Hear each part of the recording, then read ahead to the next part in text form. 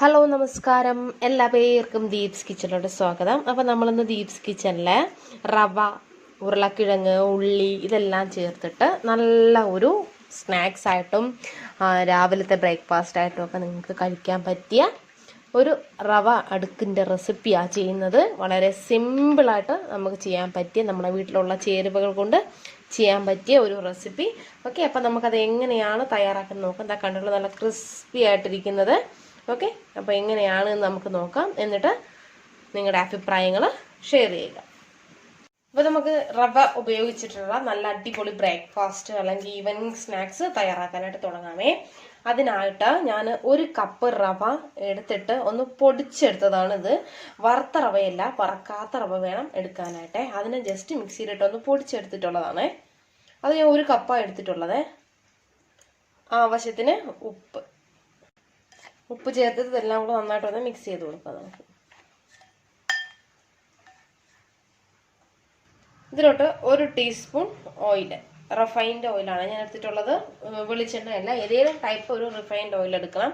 അതല്ലെങ്കിൽ കുറച്ച് നെയ്യാണെങ്കിൽ കൂടെ നിങ്ങൾക്ക് ഇതിന് പകരമായിട്ട് ഉപയോഗിക്കാവുന്നതാണ്. നമുക്ക് എണ്ണയും കൂടെ ചേർത്തതിന് ശേഷം നന്നായിട്ട് വീണ്ടും ഒന്ന് മിക്സ് ചെയ്യാം. ഇനി നമുക്ക് ഇതിലോട്ട് കുറച്ച് വെള്ളം ഒഴിച്ചു കൊടുത്തിട്ട് ഇതിനെ ഒന്ന് നമ്മൾ ചപ്പാത്തി മാവൊക്കെ തയ്യാറാക്കുന്ന രീതിയിൽ ഒന്ന് കുഴച്ചെടുക്കാം. അപ്പം ഞാൻ നന്നായിട്ട് കുഴച്ചെടുത്ത് വെച്ചിട്ടുണ്ട്.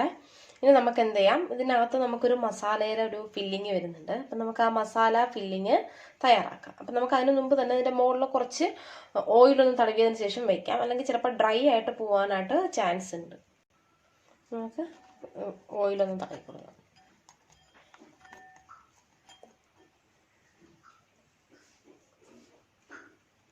അപ്പോൾ ഇതാ ഓയിൽ ചൂടായിട്ടുണ്ട്. അപ്പം നമുക്ക് ഇതിലോട്ട് സവോള ചെറുതായിട്ട് നുറുക്കിയ സവോള ഇട്ട് കൊടുക്കാവേ. കുഞ്ഞായിട്ട് വേണം സവോള നുറുക്കിയെടുക്കാനായിട്ട്.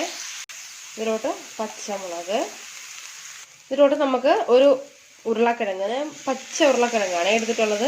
അതിന് ഇതുപോലെ ഗ്രേറ്റ് ചെയ്തിട്ട് ചേർത്ത് കൊടുക്കാം. അപ്പം നിങ്ങൾക്ക് ഇത് ഉരുളക്കിഴങ്ങ് ചേർക്കാം. അതുപോലെ തന്നെ നിങ്ങൾക്ക് ക്യാരറ്റ് ഇതുപോലെ ഒന്ന് ഗ്രേറ്റ് ചെയ്തിട്ട് ചേർത്ത് കൊടുക്കാം. അതൊക്കെ നിങ്ങളുടെ ഇഷ്ടത്തിനനുസരിച്ച് വെജിറ്റബിൾസ് നിങ്ങൾക്ക് ചേർക്കാവുന്നതാണ്.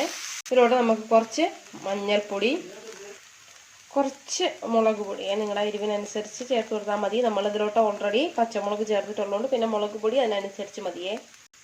ഒരു 1/2 ടീസ്പൂൺ ഗരം മസാല, കുറച്ച് ഉപ്പ്. ഇത് നന്നായിട്ട് എല്ലാം കൂടെ ഒന്ന് വഴറ്റി വെക്കാം. ഒരു പച്ചമണമെല്ലാം ഒന്ന് മാറി ഒരു ഇതായിട്ട് കിട്ടണമാണ്. പിന്നെ ഞാൻ ഇതിലോട്ട് ഒരു കാര്യം ചേർക്കാനായിട്ട് മറന്നു പോയിട്ടുണ്ടായിരുന്നേ, കുറച്ച് ഇഞ്ചി. അപ്പം നമ്മളത് സ്റ്റാർട്ടിങ്ങിൽ തന്നെ ഉള്ളിയൊക്കെ ഇട്ട സമയത്ത് തന്നെ ഇഞ്ചിയും കൂടി ചേർക്കാനായിട്ടുള്ളതാണ്. ഞാനത് മറന്നുപോയി. അതുകൊണ്ട് നിങ്ങൾ സ്റ്റാർട്ടിങ്ങിൽ തന്നെ അതങ്ങ് ചെയ്യണേ. ഇനി നമുക്കിതെല്ലാം നന്നായിട്ട് വഴറ്റി കൊടുക്കാം. ഓക്കെ, അപ്പോൾ അതിനകത്ത് വെക്കാനായിട്ടുള്ള മസാല റെഡി ആയിട്ടുണ്ട്. ഇതൊന്ന് തണുക്കട്ടെ. ഇനി നമുക്ക് ചപ്പാത്തി കണക്ക് ഇതിനെ ഓരോന്നായിട്ട് പരത്തിയെടുക്കാമേ. അപ്പോൾ കുഞ്ഞു ബോൾസ് ആക്കിയിട്ട് വേണം എടുക്കാനായിട്ട്. നമുക്കൊരു 5 ചപ്പാത്തി ഉണ്ടാക്കണം. ഓക്കെ, 5 ചപ്പാത്തിയാണ് ഒരു അടുക്കായിട്ട് വരാനായിട്ടുള്ളത്. ഇത് ഞാൻ ഇതെടുത്തിട്ട് അതിൽ കുറച്ച് മൈദ മാവാണ് ഞാനിതിൽ പിന്നെ ഇതിൽ ഒന്ന് പരത്തിയെടുക്കാനായിട്ട് സ്പ്രെഡ് ചെയ്തിട്ടുള്ളത്. മൈദാമാവ് നിങ്ങൾക്ക് മൈദയോ ഗോതമ്പോ ഏതാണെന്ന് വെച്ചാൽ എടുക്കാം. എന്നിട്ട് നമുക്കിനി ഇത് ചപ്പാത്തി പോലെ പരത്തിയെടുക്കാം. അപ്പോൾ ഞാൻ ഒരെണ്ണം പരത്തിയെടുത്ത് വെച്ചിട്ടുണ്ട്. ഇതുപോലെ തന്നെ നമുക്ക് ബാക്കിയെല്ലാം പരത്തിയെടുക്കാം. അപ്പം നമുക്കിതിന് നമ്മളെ ഫില്ലിങ്ങിൽ വെക്കുമ്പോഴത്തേക്ക് നമ്മുടെ ചപ്പാത്തിയുടെ മേലെ ഒരു ടൊമാറ്റോ സോസിൻ്റെയൊക്കെ ഒരു കോട്ടിങ് വേണം. അതിനായിട്ട് ഞാൻ കുറച്ച് ടൊമാറ്റോ സോസ്, കെച്ചപ്പല്ലേ, സോസാണ് എടുത്തിട്ടുള്ളത്. കുറച്ച് ടൊമാറ്റോ സോസ് എടുത്തിട്ടുണ്ട്. ഇതിലോട്ട് നമുക്ക് കുറച്ച് നെയ്യ് ഒഴിച്ചു കൊടുക്കാം. എന്നിട്ട് കുറച്ച് മുളക് പൊടി, ഇതെല്ലാം കൂടെ നന്നായിട്ടൊന്ന് കലക്കി കൊടുക്കാം നമുക്ക്. അപ്പോൾ ഇതാണ് നമ്മുടെ അതിനകത്ത് തേക്കാനുള്ള സോസിൻ്റെയൊക്കെ ഒരു കൂട്ട്. ഓക്കെ, ഇനി നമ്മളിനി ഓരോന്നായിട്ട് ഉണ്ടാക്കിയ ചപ്പാത്തിയില്ലേ, അതിന് ഓരോന്നായിട്ട് എടുത്തിട്ട് അതിൻ്റെ മേലെ നമ്മുടെ ഈ ഒരു കൂട്ട് അതെല്ലാ പോർഷനും ഒരുപോലെ തന്നെ ഇത് തേച്ച് കൊടുക്കണേ. ഇനി നമുക്ക് നമ്മൾ നേരത്തെ തയ്യാറാക്കിയ മസാല കൂട്ട് ഇതിൻ്റെ പുറത്ത് ഇതുപോലെ ഒന്ന് വെച്ച് കൊടുക്കാം. ഇതിൻ്റെ പുറത്തോട്ട് നമുക്ക് രണ്ടാമത്തെ ചപ്പാത്തി ഇതുപോലെ എടുത്ത് വെച്ച് കൊടുത്തിട്ട് ജസ്റ്റ് ഒന്ന് പ്രസ് ചെയ്ത് കൊടുക്കാം. പ്രസ് ചെയ്തിട്ട് എന്ത് ചെയ്യണം, നമുക്ക് വീണ്ടും നമ്മുടെ ഈ ഒരു കൂട്ടില്ലേ അതിന് ഇതിൻ്റെ പുറത്ത് ഇതുപോലെ ഒന്നും കൂടെ തേച്ച് കൊടുത്തിട്ട് നമ്മൾ നേരത്തെ ചെയ്ത അതേ കണക്ക് തന്നെ ബാക്കിയെല്ലാം ഇനി അടുത്ത് മസാല വെക്കണം. പിന്നെ ഇതിൻ്റെ മേലെ അടുത്ത ഒരെണ്ണം വെക്കണം. അങ്ങനെ നമ്മൾ ഈ ഒരു 5 ചപ്പാത്തി, ഒരു സ്റ്റെപ്പിൽ 5 ചപ്പാത്തിയെ നമ്മൾ വെക്കാനായിട്ടുള്ളതേ.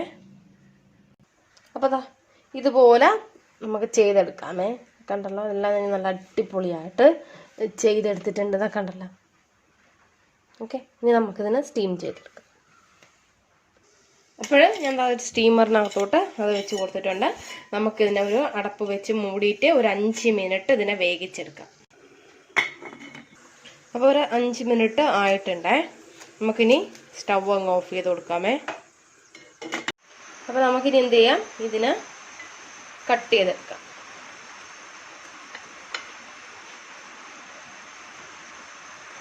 അപ്പോൾ ഇതെൻ്റെ കൈ തട്ടി ഇളകിയതാണേ. അപ്പം നമുക്ക് ഇതൊരു പീസ് എടുത്ത് നോക്കാം.